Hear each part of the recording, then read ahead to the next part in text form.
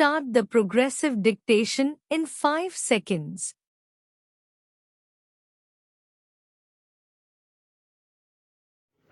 Ready? Start. The third purpose of education, in my view, is that it should evoke in the individual the qualities necessary to enable him to live and work with his fellow beings.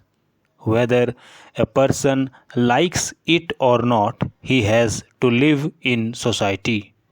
No one can wholly retire from the world and live in an isolated cottage of his own. The life of complete solitude is nothing but a beautiful fancy of the poet. It is not and cannot be a fact of life. It is possible that an individual may live in solitude for a little time, but he cannot do so for all his life.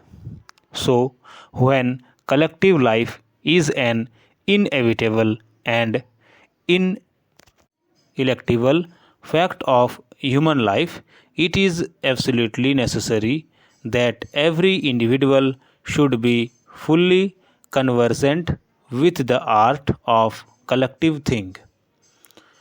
In the ages gone by, when the scale of collective life was quite limited, and when economic processes had not become highly concentrated, there was no great necessity for an organized effort to achieve these three objectives or to maintain at every instant a balance amongst them.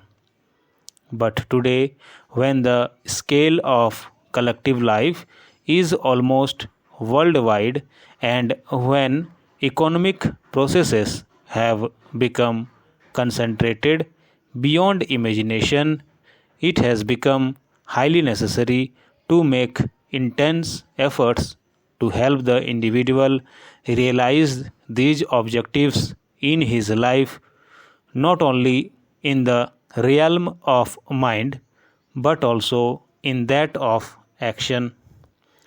So, it is that in the past few decades, people have been falling in all parts of the world the necessity for a fundamental change in the education system inherited by them from the past. In fact, we find that different kinds of changes have been taking place in the educational system of different countries of the world.